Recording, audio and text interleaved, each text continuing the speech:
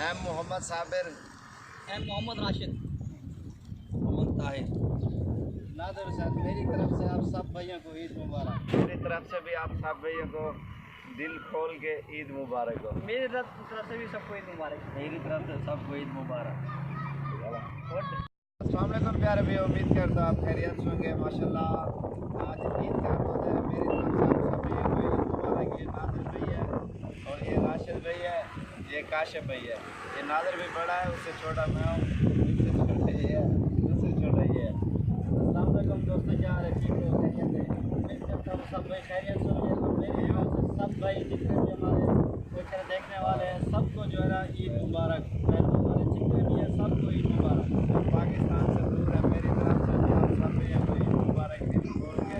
और मेरी तरफ से सब भाइयों को जो भी हमारे सब्सक्राइबर हैं ना, जितने भी हैं, 4 चैनल हैं, सबके सब्सक्राइबर जो भी है सबको ईद मुबारक। और ज़्यादातर बैरून वालों को तो प्रदेश में बैठे ना, आप सब इसलिए दोस्तों को ईद मुबारक। और जितने भी हमारे व्यूज़र हैं ना, सब ज़्यादा क्यों आप उठते आप